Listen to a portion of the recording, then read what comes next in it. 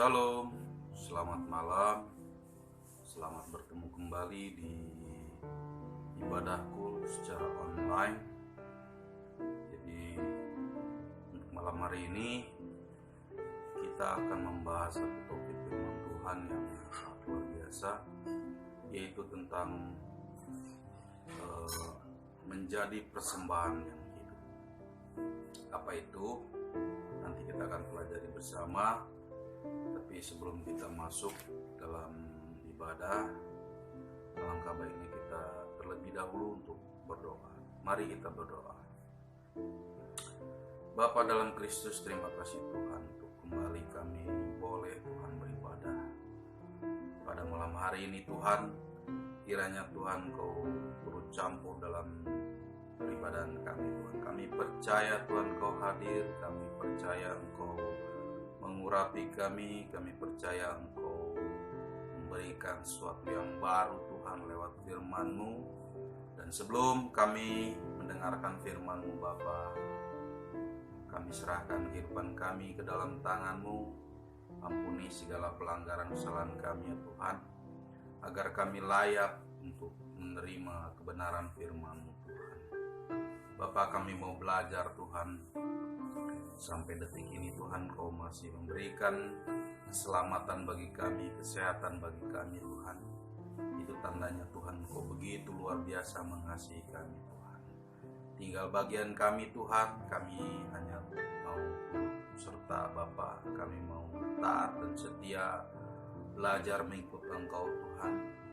Kemanapun kami melangkah Tuhan, kami percaya Tuhan ada di dalam perlindungan Tuhan. Terima kasih Tuhan, terima kasih Bapa, urapi setiap kami, setiap umat-Mu yang percaya Tuhan, yang sampai hari ini Tuhan masih mengikuti ibadah Tuhan, sekalipun secara online Bapa. Kami percaya Tuhan ada hadirat-Mu di rumah-rumah mereka Tuhan, ada sesuatu yang luar biasa Tuhan, bahkan urapan-Mu nyata Tuhan atas mereka Bapa.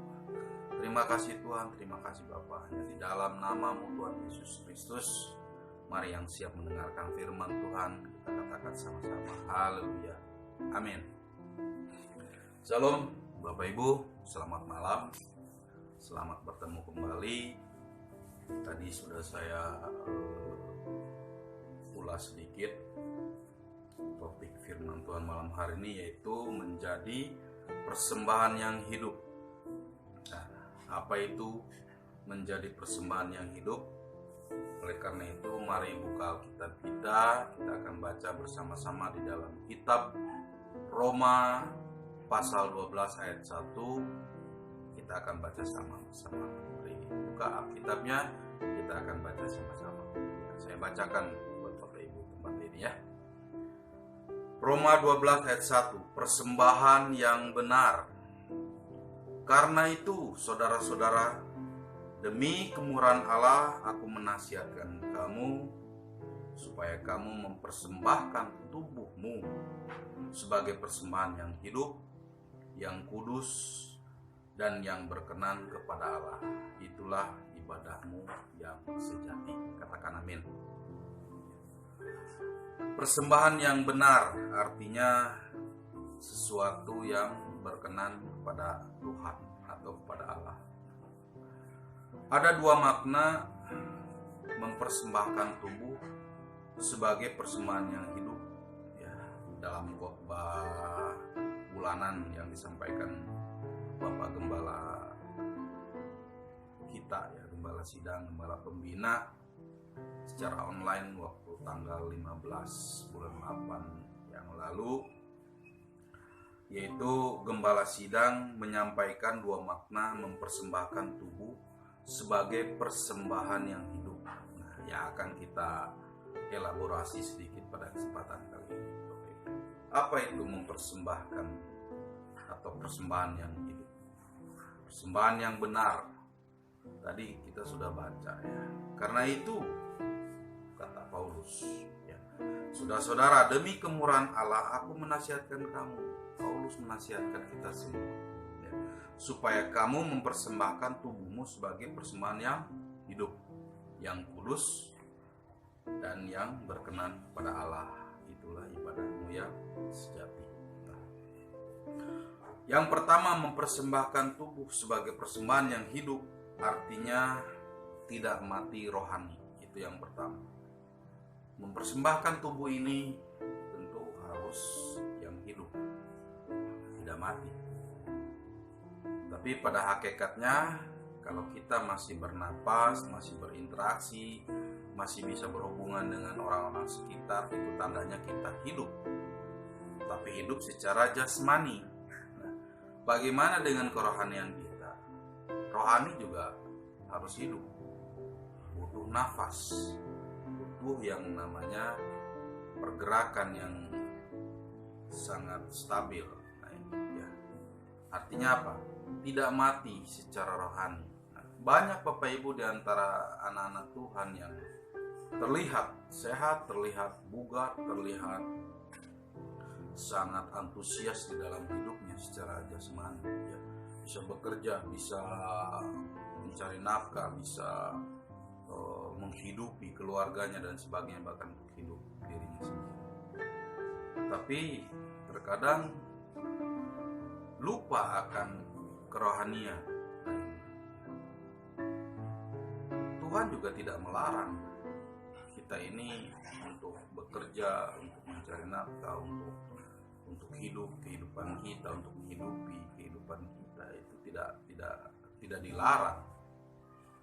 Tapi ada saatnya, ada waktunya kita berhubungan dengan Tuhan agar secara rohani kita tidak mati. Nah, bagaimana dengan kerohanian kita sendiri, ya, termasuk saya? Orang yang secara jasmani hidup bisa secara memiliki kerohanian yang mati. Sederhananya, mati rohani adalah terputus hubungannya dengan Allah. Terputus hubungan dengan Allah, tidak terkoneksi, tidak terintegrasi. Nah, jadi terpisah dari Allah. Mati rohani. Nah, orang yang mati rohani itu adalah orang yang sudah sama sekali tidak melibatkan Allah dalam kehidupannya, atau tidak lagi membangun hubungan secara intim dengan Allah, tidak baca Alkitab, tidak beribadah, tidak suka dengan kerohanian. Bahkan ada yang lebih parah. Ada yang lebih parah, yaitu mereka marah, atau kita marah, atau saya marah untuk berbincang-bincang tentang rohani, apalagi bicara tentang kekristenan. Kenapa? Karena merasa dirinya mampu, merasa dirinya bangga dengan apa yang dia hasilkan. Nah, ini yang lebih parah. Tidak lagi bergereja, tidak lagi mengikuti pertemuan peribadahan, bahkan secara online sekalipun, ya, pada malam hari ini marah, tidak suka. Nah, ini yang menyebabkan matinya rohani seseorang. Secara jasmani terlihat bugar, terlihat sehat, terlihat hebat, terlihat super mungkin, tapi di dalam tubuhnya itu ada rohani, rohnya lemah, rohnya nyaris mati. Hanya satu langkah saja ketika kita nyaris mati rohani, ya, gampang datang kepada Tuhan, bertobat sungguh-sungguh dan berbalik dari jalan-jalannya yang sesat. Itulah jalan yang benar, dan kita akan menjadi persembahan yang benar, menjadi persembahan yang hidup, yang kudus, yang berkenan pada Allah. Itulah ibadahmu yang sejati. Bekerja juga ibadah, ya. Karena arti dari kata ibadah adalah abodah, atau mengusahakan atau berusaha. Tapi secara rohani kita pun harus berusaha, harus mengusahakan, harus menyerahkan diri kita ini kepada kehendak Allah. Inilah adalah persembahan yang hidup, persembahan yang benar. Paulus sudah mengingatkan kita berkali-kali. Karena itu saudara-saudara, kita, demi kemurahan Allah aku menasihatkan kamu supaya kamu mempersembahkan tubuhmu. Ini tubuh nih. Dalam tubuh ini kan ada darah, ada daging, ada hati, ada jiwa, ada satu lagi, ada roh. Nah, tanpa roh manusia tidak akan pernah hidup. Seperti layaknya ketika Adam dibuat oleh Allah dari debu tanah. Apakah dia hidup? Apakah dia bisa bergerak? Tentu tidak. Ada roh Allah yang ditiupkan. Jadi muka ketemu muka, artinya intim. Intim, sangat dekat, ditiupkan, dihirupkan. Artinya Allah memberikan kehidupan lewat rohnya yang kudus. Nah, ini menjadi satu dinamis ya, dalam kehidupan kita. Maka Adam pun hidup. Nah, ketika Adam hidup diberikan pengetahuan dan satu perintah, usahakanlah. Nah, artinya apa? Inilah ibadah yang sejati ya. Abodah kata Tuhan kepada Adam. Jadi secara rohani kita pun harus membaca Alkitab ya. Kita harus beribadah sekalipun secara online ya. Jangan marah ketika orang berbincang tentang kerohanian. Karena kalau orang tidak suka berbincang tentang kerohanian, tentu dapat dipastikan orang tersebut mati secara rohani. Nah, untuk orang seperti ini ada ya dalam Alkitab. Alkitab katakan, bangunlah hai kamu yang tidur, dan bangkitlah dari antara orang mati, dan Kristus akan bercahaya atas kamu. Di mana itu alamatnya? Di dalam Efesus 5 ayat 14. Nanti baca sendiri ya. Bangunlah, hai kamu yang tidur, dan bangkitlah dari antara orang mati, dan Kristus akan bercahaya atas kamu. Jadi hanya 3 langkah supaya kita hidup, ya, bahkan rohani kita hidup kembali dan tidak mati. Yang pertama bertobat, yang kedua minta ampun, yang ketiga mencari wajah Tuhan. 3 langkah ini sangat efektif Bapak Ibu ya.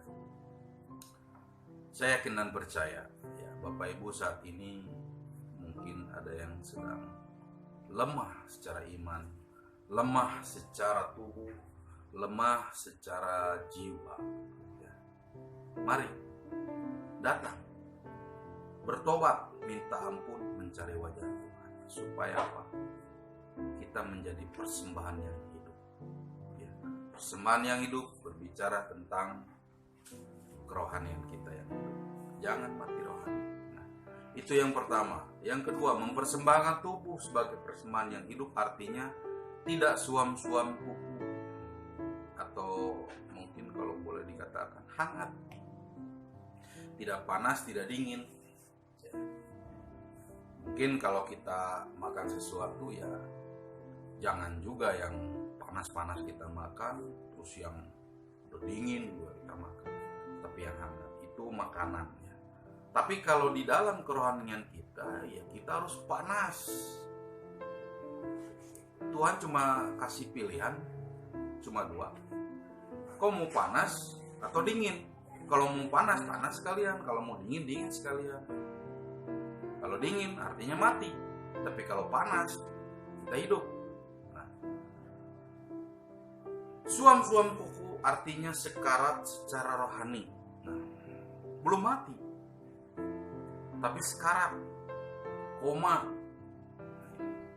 Secara rohani kita sedang koma. Jemaat Laodikia diperingatkan Tuhan, jangan suam-suam kuku. Karena jika seperti itu akan dimuntahkan Tuhan. Di dalam Wahyu 3 ayat 16, kepada malaikat jemaat Allah di Laodikia. Atau baca dulu ya, kita baca Wahyu, kitab terakhir, kitab Wahyu 3 ayat 16. Baca sama-sama ya. Kita akan baca. Ini untuk jemaat di Laodikia. Jadi karena engkau suam-suam kuku dan tidak dingin atau panas, aku akan memuntahkan engkau dari mulutku. Artinya apa? Tuhan tidak suka yang suam-suam kuku. Kalau mau panas, panas. Dingin, dingin. Itu jelas. Tidak abu-abu. Kalau panas, Tuhan tidak akan pernah memuntahkan dari mulutnya. Dingin juga tidak akan dimuntahkan. Tapi resikonya besar. Mati. Nah, jadi, ya, jangan suam-suam kuku. Nah, karena jika seperti itu akan dimuntahkan. Perintah Tuhan supaya kita jadi garam dan terang dunia. Sudahkah keberadaan kita hari ini di daerah kita, di kota kita, di daerah kita, di lingkungan kita sudah jadi garam, sudah jadi terang? Karena jangan salah Bapak Ibu, banyak kiri kanan muka belakang kita mereka masih masih gelap. Nah, lewat kehidupan kita yang menjadi persembahan yang hidup, persembahan yang benar, maka mereka akan melihat Yesus di dalam diri kita, karena kita adalah garam dan terang dunia. Ya. Baca ada alamat di dalam Matius 5, ya. Matius 5 ayat 13 sampai 16. Baca ya, kita baca. Buka Alkitabnya. Matius 5 ayat 13 sampai ayat 16. Ya. Baca.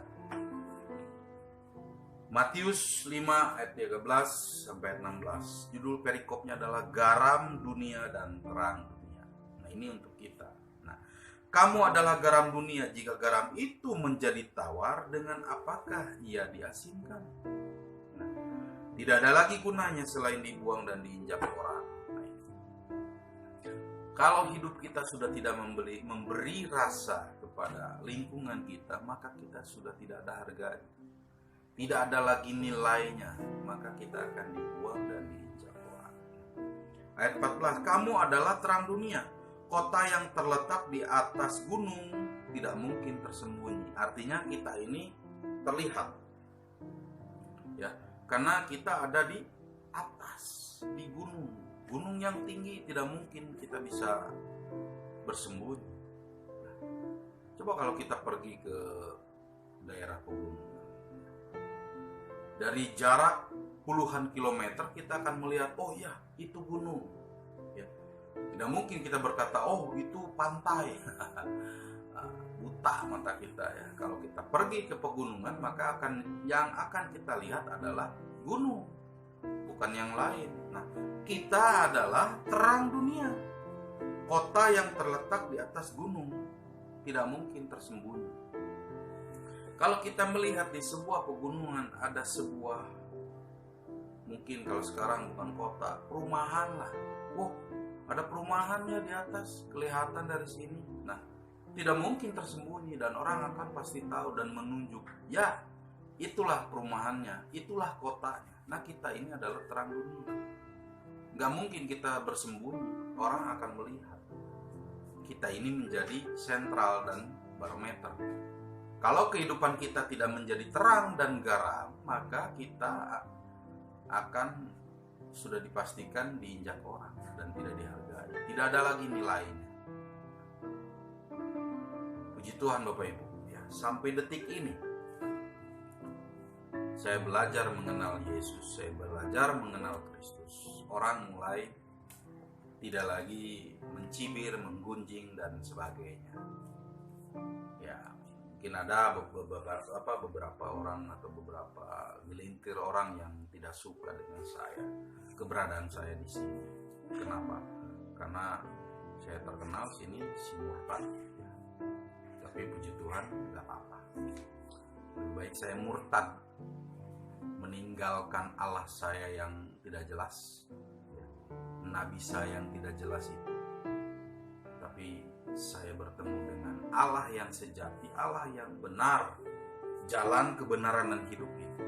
Nah, maka hidup saya pun harus hati-hati, ya, karena saya adalah kota benteng yang tinggi, tidak mungkin bisa bersembunyi.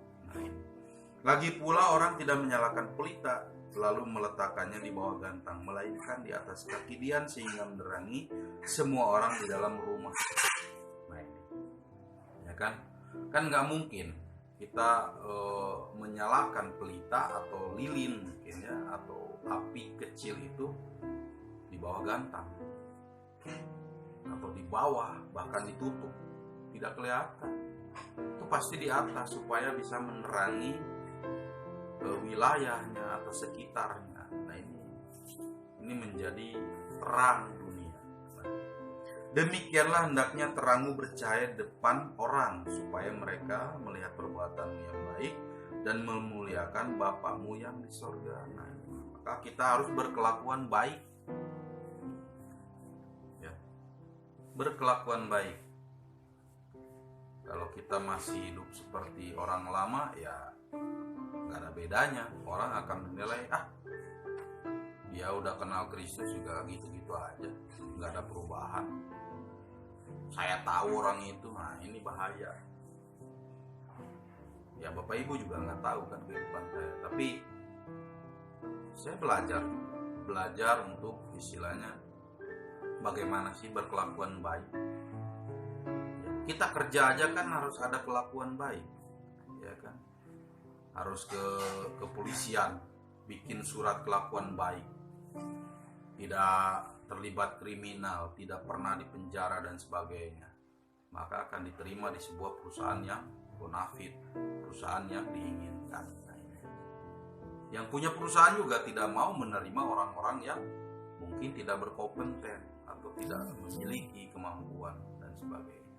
Nah, oleh karena itu Tuhan, Bapak Ibu, ya, Tuhan berpesan lewat seorang rasul yang sangat luar biasa, Paulus, ya. Dalam kitab Roma 12 ayat 1 tadi, menjadi persembahan yang hidup, ya. Artinya kita jangan mati secara rohani dan tidak suam-suam kuku.